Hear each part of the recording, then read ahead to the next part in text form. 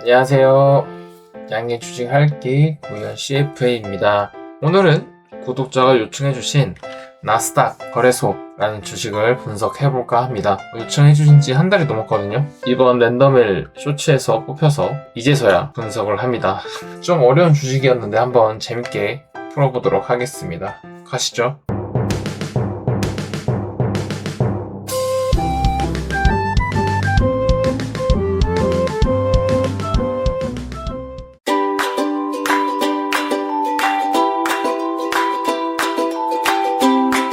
나스닥 분석을 더 쉽게 풀었으면 출발점 매출이 얼마냐가 아니라 나스닥 몫으로 실제 얼마가 남느냐입니다. 나스닥을 볼 때 가장 먼저 조심해야 할 부분은 매출이라는 숫자를 그대로 믿으면 안 된다는 점이거든요. 일반 제조업이나 소프트웨어 회사라면 매출이 늘었다는 말이 비교적 직관적입니다. 물건을 팔았거나 구독료를 더 받았거나 고객이 늘었다는 뜻으로 바로 연결되기 때문입니다. 그런데 나스닥 같은 거래소 시장 인프라 회사는 조금 다릅니다. 손익계산서에 잡히는 매출 중 일부는 나스닥이 끝까지 가져가는 돈이 아니라 거래가 일어나도록 도와준 시장 참여자에게 다시 돌려주거나 거래, 청산, 브로커리지 과정에서 빠져나가는 돈입니다. 그래서 나스닥의 핵심 계정은 단순한 토탈 레버뉴스, 즉 총 매출이 아닙니다. 여기서 총 매출은 말 그대로 나스닥 장부에 먼저 찍히는 전체 매출입니다. 하지만 이 총 매출 안에는 회사가 실제로 가져간 돈과 거래 시스템을 운영하는 과정에서 다시 나가는 돈이 섞여 있습니다. 따라서 진짜로 봐야 할 계정은 Revenue Less Transaction Basis Expenses입니다. 이 말은 길고 어렵지만 쉽게 말하면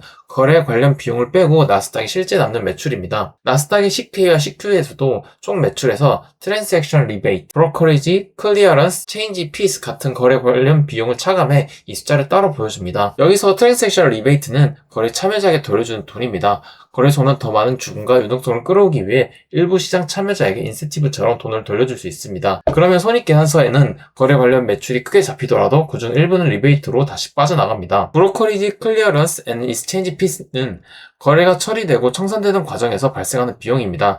쉽게 말하면 거래가 체결되고 정산되고 시장 시스템 안에서 처리되는 과정에 필요한 수수료의 성격의 비용입니다. 그러니 나스닥의 총 매출을 보고 이 회사가 이만큼 벌었구나 라고 보면 안 됩니다. 총 매출에서 이런 거래 관련 비용을 뺀 뒤 남는 금액이 나스닥의 진짜 출발점입니다. 나스닥의 현재 재무제표를 한 문장으로 압축하면 나스닥은 거래량이 만든 큰 매출 숫자에서 리베이트와 거래 처리 비용을 걷어낸 뒤 그 실제 남는 매출을 데이터, 인덱스, 금융기술, 시장 서비스 같은 반복성 높은 사업과 결합해 영업이익과 현금 흐름으로 바꿔야 하는 시장 인프라형 금융기술 회사입니다. 나스닥은 단순히 주식 거래소를 운영하는 회사가 아니라 거래소라는 뼈대 위에 시장 데이터, 상장 서비스, 지수 사업, 금융 범죄 방지 기술, 규제 기술, 자본시장 소프트웨어를 얹어놓은 회사입니다. 그래서 이 회사를 읽을 때 거래량이 많았나 에서 끝나면 안 되고 거래에서 실제로 남는 몫이 얼마나 되는지 그리고 그 남는 몫이 반복성 높은 기술 데이터 매출과 함께 얼마나 안정적으로 이익과 현금으로 바뀌는지를 봐야 합니다. 나스닥과 실제로 비교해야 할 기업은 거래소, 청산, 시장 데이터, 인덱스, 금융정보, 규제기술, 자본시장 인프라 중 일부를 함께 갖고 있는 기업들입니다. 이 기준에서 대표 피어라면 동종 기업입니다. Intercontinental Exchange, CME 그룹, Cboe 글로벌 마켓, 런던 스탁 익스체인지 그룹, MSCI, S&P 글로벌로 잡는 것이 적절합니다. 나스닥은 피어 그룹 안에서 중간 이상의 시장 지배력과 중상당 밸류에이션을 동시에 가진 위치입니다. CME와 ICE는 나스닥보다 규모와 거래 청산 기반이 더 크고 S&P 글로벌은 금융정보 인프라 전체에서 나스닥보다 훨씬 큰 상단 피어입니다. 반면 MSCI는 규모는 나스닥과 비슷하거나 약간 작지만 순수 데이터 인덱스 사업의 가격 결정력 때문에 더 높은 밸류에이션을 받습니다. CBO의 글로벌 마켓은 나스닥보다 규모는 작지만 옵션, 시장 서비스, 특화 프리미엄으로 높은 PER을 받는 구조입니다. 따라서 나스닥은 이 다 차트에서 작은 거래소 회사도 아니고 순수 데이터 회사도 아닙니다. 위치상으로는 ICE, CME 같은 거래소, 청산 인프라와 MSCI, S&P 글로벌 같은 데이터 인덱스 인프라 사이에 놓인 혼합형 기업입니다. 이 말은 나스닥의 분석 초점이 거래량 하나에 있으면 안 된다는 뜻이고요. 나스닥의 진짜 평가는 거래소 사업에서 실제로 남는 순매출과 데이터, 인덱스, 파이낸셜 테크놀로지가 반복성 높은 매출을 얼마나 쌓이는지에 결합해서 결정됩니다. 특히 나스닥은 아덴자 인수 이후 금융기술 비중이 커졌기 때문에 시장도 이제 단순 거래소보다는 데이터, 기술, 플랫폼 프리미엄을 일부 반영하기 시작했습니다. 다만 아직 MSCI나 S&P 글로벌처럼 완전한 순수 데이터 기업 프리미엄까지는 못 간 상태이고요. 왜냐하면 거래소 사업 특성상 거래 관련 비용이 계속 빠져나가고 동시에 재무 상태표에는 굿윌이나 무형자산 부담도 커졌기 때문입니다. 결국 낙스닥을 볼 때 가장 중요한 건 총 매출 자체가 아니라 거래 관련 비용을 뺀 실제 남는 매출인 Revenue Less Transaction Based Expense가 얼마나 좋아지는지입니다. 그리고 그 위에서 Deferred Revenue나 RPO 같은 반복 매출 지표가 계속 쌓이는지, 또 아덴자 인수로 커진 무형자산이 실제 현금 흐름과 FCF로 회수되는지가 핵심 검증 포인트라고 볼 수 있습니다. 나스닥의 2025년 총 매출은 82억 6,200만 달러였습니다. 숫자만 보면 매우 크거든요. 그런데 이 안에는 Transaction Rebate 25억 7,200만 달러, Brokerage Clearance and Changes Fee 4억 4,100만 달러가 들어있습니다. 이 둘을 합치면 30억 1,300만 달러이거든요. 이 금액은 나스닥이 손익계산서에 매출을 크게 잡았다고 해도 결국 다시 빠져나가는 거래 관련 비용입니다. 그래서 2025년 나스닥의 실제 나온 매출, 즉 Revenue Less Transaction Based Expense는 52억 4,900만 달러입니다. 총 매출 82억 6,200만 달러와 비교하면 약 63.5%만 회사에 남은 셈입니다. 이 표를 보면 나스닥을 읽는 방식이 완전히 달라지거든요. 2025년 총 매출은 전년 대비 11.6% 증가했습니다. 그런데 실제 남는 매출은 12.9% 증가했습니다. 총 매출보다 실제 남는 매출이 더 빠르게 늘었다는 것은 단순히 거래 규모가 커진 것이 아니라 나스닥의 몫으로 남는 매출 기반도 같이 커졌다는 뜻입니다. 더 중요한 것은 그 다음입니다. 실제 남는 매출이 12.9% 증가했는데 영업이익은 더 빠르게 증가했습니다. 2025년 영업이익은 23억 3,100만 달러였고 2024년 영업이익은 17억 9,800만 달러보다 약 29.6에서 29.7% 증가했습니다. 여기서 영업이익은 회사가 본업에서 벌어들인 이익이고요. 이자, 비용, 세금, 투자 손익 같은 본업 외 항목을 보기 전에 나스닥의 사업 자체가 만들어낸 이익입니다. 즉 2025년 나스닥은 단순히 매출만 늘어난 회사가 아니라 실제로 회사에 남는 매출이 늘었고 그 매출이 비용 증가보다 더 빠르게 이익으로 전환된 회사입니다. 이것이 2025년 CK에서 확인되는 가장 중요한 기준선입니다. 나스닥은 2025년 CK에서 사업을 크게 3개로 나눕니다. 첫째는 캐피탈 에셋 플랫폼, 둘째는 파이낸셜 테크놀로지, 셋째는 마켓 서비스입니다. 이름만 보면 어렵지만 쉽게 나누면 다음과 같습니다. 캐피탈 액세스 플랫폼은 기업과 투자자가 자본시장에 접근할 수 있게 해주는 사업입니다. 여기에는 상장 서비스, 시장 데이터, 인덱스, 투자 관련 분석, 워크플로우 서비스가 들어갑니다. 예를 들어 기업이 나스닥에 상장하고 투자자가 나스닥의 시장 데이터를 쓰고 ETF나 금융상품이 나스닥 지수를 추종하면 이 부분에서 매출이 나옵니다. 파이낸셜 테크놀로지는 금융회사들이 규제, 리스크, 금융변제 방지, 자본시장 운영을 위해 쓰는 기술 사업입니다. 이 안에는 금융범죄 관리 기술, 규제 기술, 자본시장 기술이 들어갑니다. 나스닥이 아덴자를 인수하면서 강화한 영역도 바로 이 파이낸셜 테크놀로지입니다. 마켓 서비스는 우리가 전통적으로 생각하는 거래소 사업에 가깝습니다. 주식, 옵션, 현금 주식, 테이프 플랜, 청산 거래 관련 서비스 등이 들어갑니다. 그런데 이 부분이 바로 총 매출 착시가 가장 큰 곳입니다. 마켓 서비스는 거래가 많이 일어나면 총 매출도 커지지만 동시에 리베이트와 거래 처리 비용도 더 같이 커질 수 있습니다. 그래서 이 부분은 총 매출보다 넷 리버뉴, 즉 거래 관련 비용을 빼고 남는 매출을 봐야 합니다. 2025년 기준으로 보면 이 차이가 매우 뚜렷합니다. 여기서 가장 눈에 띄는 것은 마켓 서비스입니다. 마켓 서비스의 총 매출은 42억 1,400만 달러 매우 큽니다. 하지만 거래 관련 비용 30억 1,300만 달러를 빼면 나스닥이 실제로 남는 금액은 12억 100만 달러입니다. 즉 마켓 서비스 총 매출의 28.5%만 회사에 남고요. 나머지는 거래 생태계 안에서 빠져나가는 비용입니다. 그래서 나스닥을 거래 매출이 큰 회사라고 보면 틀립니다. 이 회사의 본질은 거래에서 남는 순수 항목 플러스 데이터, 인덱스, 소프트웨어성 매출입니다. 나스닥의 진짜 방향은 거래소 회사에서 끝나는 것이 아니라 시장 인프라와 금융 기술이 결합된 플랫폼 회사로 이동하는 것입니다. 나스닥의 2025년 숫자에서 긍정적인 부분은 실제 남는 매출이 커진 것만이 아닙니다. 더 중요한 것은 비용 증가 속도가 상대적으로 낮았다는 점이거든요. 아까 봤듯이. 2025년 실제 남는 매출은 52억 4,900만 달러였습니다. 같은 해 영업비용은 29억 1,800만 달러이고요.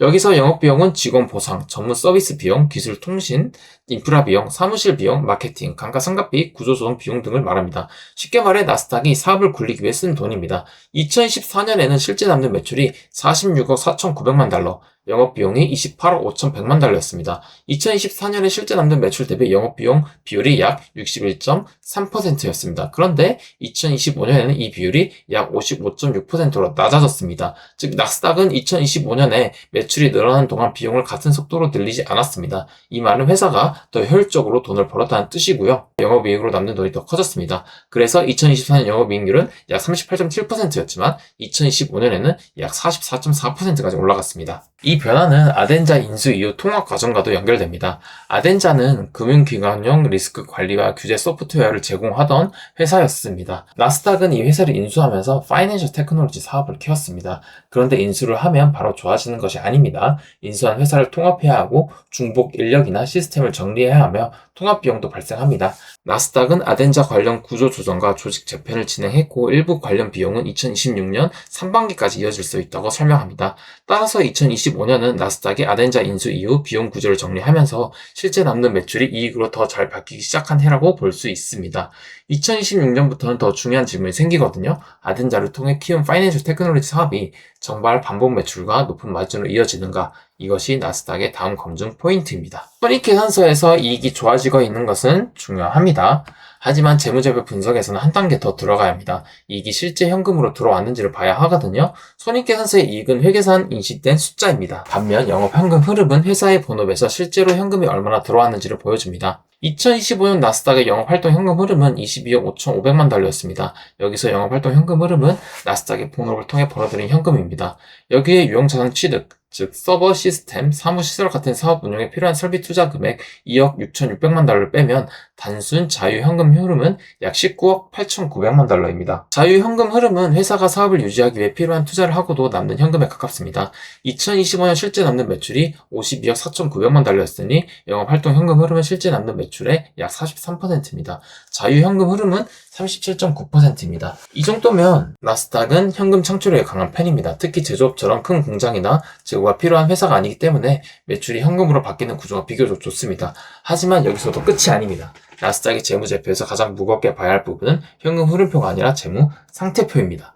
손익과 현금 흐름은 좋아지고 있지만 재무 상태표에는 아덴자 인수 이후 커진 굿윌과 Acquired Intangible Asset이 크게 자리 잡고 있습니다. 나스닥의 2025년 말 굿윌은 143억 7,100만 달러였습니다. 굿윌, 즉 영업권은 쉽게 말해 회사를 인수할 때 장부상 순자산보다 더 비싸게 주고 산 프리미엄입니다. 예를 들어 어떤 회사의 눈에 보이는 순자산 가치가 10억 달러인데 실제로는 기술력, 고객 기반, 브랜드, 시장 지위 등을 인정해 30억 달러 인수했다면 그 차익 일부가 굿윌로 잡힙니다. 즉 굿윌은 이 회사를 비싸게 산 이유가 앞으로 돈을 벌어줄 것이라는 기대가 재무 상태표에 남아있는 계정입니다. Acquired Intangible Asset, 즉 인수 무형 자산은 인수한 회사가 가진 고객 관계, 기술, 상표, 라이선스 같은 눈에 보이지 않는 자산입니다. 예를 들어 아덴자가 보유한 금융 소프트웨어 기술, 고객 계약, 브랜드, 규제 솔루션 같은 것들이 여기에 들어갈 수 있습니다. 나스닥의 2025년 말 Acquired Intangible Asset은 65억 1,100만 달러였습니다. 둘을 합치면 약 208억 8,200만 달러입니다. 이는 2025년 말 총 자산 310억 5,300만 달러의 약 67.2%입니다. 자기 자본 122억 3,200만 달러와 비교하면 약 107.7%이고요. 자기 자본보다 굿윌과 인수 무형 자산이 훨씬 큰 구조입니다. 이게 왜 중요하냐면 이 자산들은 눈에 보이는 현금이나 건물이 아니라 앞으로 돈을 잘 벌어줄 것이라고 기대가 깔린 자산입니다. 현재 나스닥은 2025년에 굿윌이나 Indefinite Lived Intangible Asset에 대해 손상을 인식하지 않았습니다. 손상 쉽게 말해 이 자산이 장부에 적힌 만큼 가치가 없다고 판단해 깎아내리는 것입니다. 아직 그런 손상은 없었습니다. 하지만 파이낸셜 테크놀로지 사업이 기대만큼 성장하지 못하거나 아덴자 인수 효과가 약해지거나 시장 환경이 나빠지면 이 자산들의 회수 가능성을 다시 따져야 할 수 있습니다. 그래서 나스닥의 가장 큰 리스크는 당장 현금이 부족하다는 시기 미기가 아닙니다. 더 정확히는 아덴자를 비싸게 사서 재무 상태표에 크게 올려놓은 무형 자산과 영업권을 앞으로 실제 이익과 현금 흐름으로 증명해야 한다는 부담입니다. 2016년 1분기 나스닥의 총 매출은 21억 3,700만 달러였습니다. 전년 동기 20억 9,600만 달러와 비교하면 약 2% 증가한 수준입니다. 겉으로 보면 성장률이 크지 않습니다. 누군가는 이 숫자만 보고 나스닥이 성장이 둔화된 거 아닌가 라고 볼 수 있습니다. 그런데 이 회사는 총 매출만 보면 안 된다고 아까 말했죠. 거래 관련 비용을 뺀 실제 남는 매출을 보면 그림이 달라질 것입니다. 2020년 1분기 실제 남는 매출은 14억 700만 달러였습니다. 전년 동기 12억 3,700만 달러보다 약 13.8% 증가했습니다. 총 매출은 2% 증가했는데 실제 남는 매출은 13.8% 증가했습니다. 이것이 2026년 1분기의 핵심입니다. 이 변화는 특히 마켓 서비스에서 극적으로 나타납니다. 2026년 1분기 마켓 서비스의 총 매출은 10억 4,700만 달러였습니다. 전년 동기 11억 4천만 달러보다 줄었습니다. 총 매출만 보면 나쁜 것처럼 보이는데 거래 관련 비용을 뺀 마켓 서비스의 실제 남는 매출은 3억 7,700만 달러였습니다.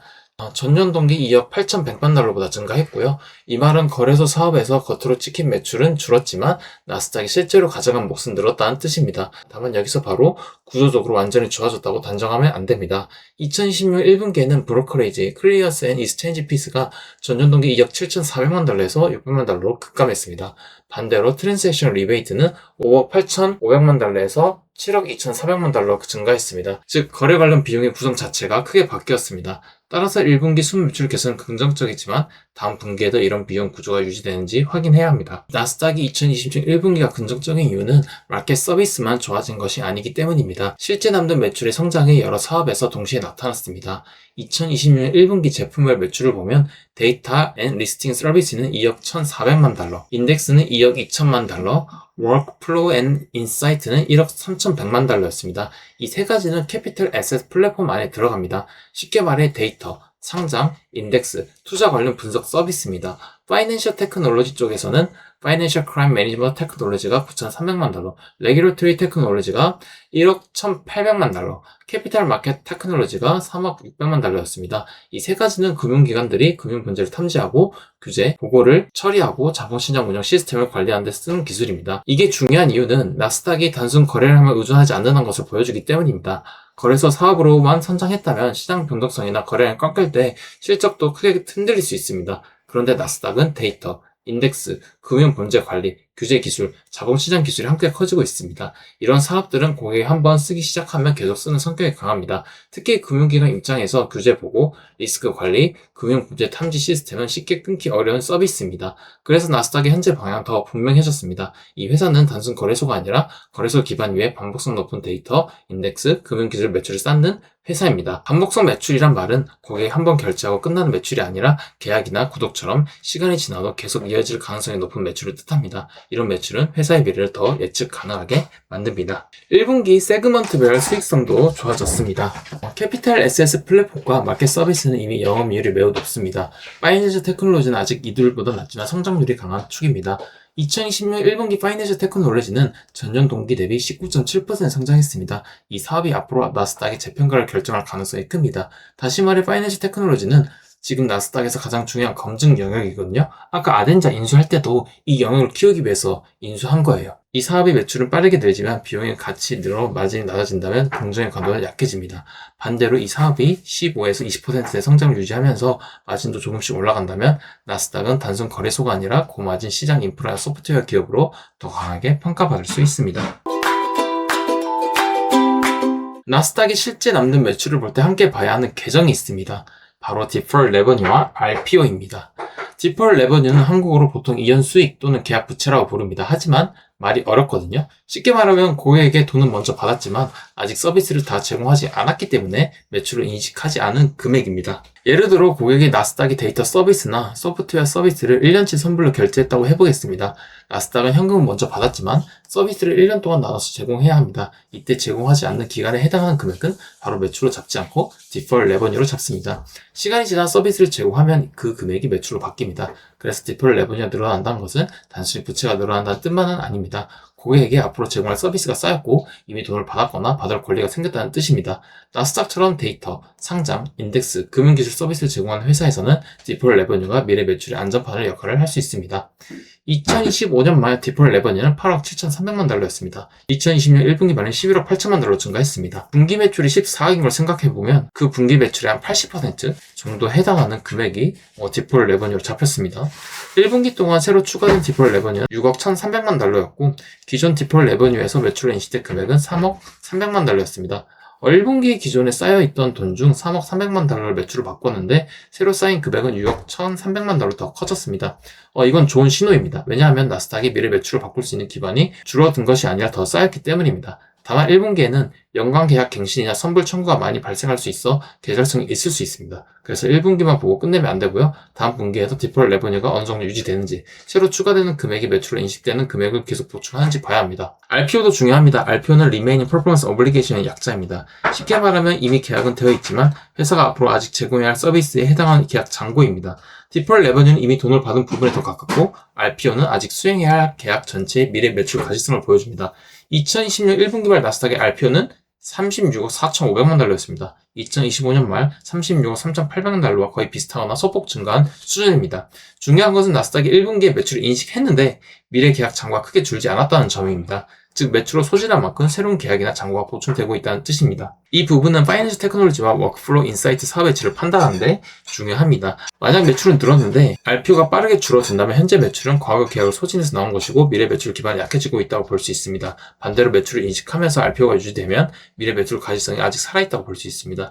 나스닥은 지금 이 두 숫자, 디펄 레버뉴와 RPO에서 비교적 긍정적인 신호를 보여주고 있습니다. 즉 현재 매출만 좋아진 것이 아니라 앞으로 매출로 바뀔 재료도 유지되고 있습니다. 영업활동 현금 흐름 측면은 절대적인 금액 기준으로 나아졌고요. 그러나 재무상태표까지 보면 이야기가 조금 무거워집니다. 총 이자성 부채 차입금은 90억 400만 달러였습니다. 2026년 1분기 말에도 89억 5,700만 달러 수준입니다. 여기서 debt obligations는 단순한 영업 부채가 아니라 회사가 빌린 돈 또는 갚아야 하는 사채 성격의 금융 부채입니다. 나스닥은 2025년 영업활동 현금 흐름이 22억 5,500만 달러였기 때문에 총 부채를 영업활동 현금 흐름과 비교하면 약 4배 수준입니다. 감당이 불가능한 수준은 아니지만 가볍다고 보기도 어렵습니다. 2026년 1분기 영업활동 현금 흐름은 6.57억 달러, 연율화 26.28억 달러 대비 3.4배 수준입니다. 또 2026년 만기 노트가 일부 숏텀 뎁, 즉 단기 부채로 분류되어 있습니다. 단기 부채는 1년 안에 갚아야 하거나 차환해야 할 가능성이 있는 부채입니다. 나스닥의 현금 창출력이 강하기 때문에 단기 유동성 위기라고 보긴 어렵지만 금리 환경이나 차환 조건은 계속 봐야 합니다. 더 큰 푸남 앞에서 본 굿윌과 인수 무형 자산입니다. 2020년 1분기 말 굿윌은 143억 700만 달러, Acquired Intangible Asset은 63억 7,600만 달러였습니다. 둘을 합치면 206억 8,300만 달러였고요. 같은 시점 자기 자본은 120억 3,800만 달러였습니다. 굿윌과 인수 무형 자산이 자기 자본의 약 171.8%. 이 구조는 나스닥이 앞으로 해야 할 일을 분명하게 보여주고 있습니다. 나스닥은 이미 큰 돈을 들여 아덴자를 인수했고 그 결과 재무상태표에는 큰 영업권과 무형자산이 올라와 있습니다. 이제 이 자산들이 비싸게 샀지만 그만한 가치가 있다는 것을 파이낸셜 테크놀로지의 성장, 마진 개선, 현금 흐름으로 증명해야 합니다. 따라서 나스닥의 핵심 리스크는 당장 매출이 꺾일 위험이라기보다 아덴자를 통해 키운 파이낸셜 테크놀로지 사업이 재무상태표에 쌓인 영업권과 무형자산을 충분히 정당화할 만큼 돈을 벌어줄 수 있는가입니다. 2026년 1분기 나스닥의 순이익은 5억 1,900만 달러였습니다. 전년 동기 3억 9,500만 달러보다 크게 증가했고요.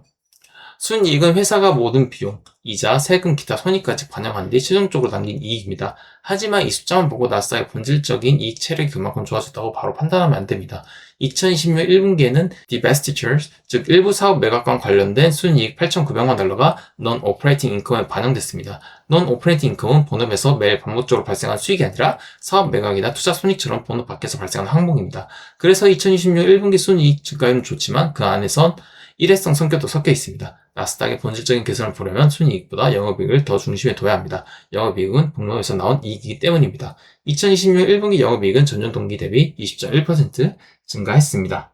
이것은 실제 남는 매출 증가와 비용 레버리지가 나온 것이고요. 따라서 이 분기의 핵심은 이 순이익이 많이 늘었다가 아니라 실제 남는 매출이 늘었고 그 매출이 본업 이익으로 잘 내려왔다. 다만 최종 순이익에는 일부 일회성 매각 이익도 들어있다로 봐야 합니다.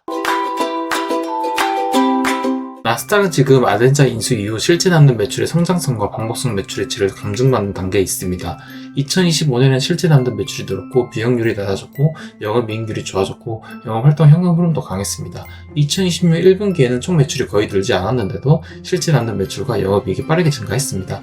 이것도 긍정적입니다. 여기에 디펄 레버뉴와 RPO가 유지되거나 증가하면서 미래 매출 가시성도 무너지지 않았습니다. 하지만 완전히 검증이 끝난 단계는 아닙니다. 이유는 세 가지입니다. 첫째, 2026년 1분기 실제 남는 매출 개선에는 거래 관련 비용 구조 변화가 크게 들어있었습니다. 특히 브로커리지, 클리어런스 앤 체인지 비스가 크게 줄어든 효과가 있었습니다. 이 변화가 계속 유지될지 확인해야 합니다. 둘째, 영업이익 증가율에 비해 영업활동 현금 흐름 증가율은 상대적으로 약했습니다. 2026년 1분기 영업이익은 20.1% 증가했지만 영업활동 현금 흐름은 6억 8,900만 달러로 전년 동기 6억 6,300만 달러 대비 약 3.9% 증가하는데 그쳤습니다. 이 차이는 분기 운전자본 영향과 일회성 이익 때문입니다.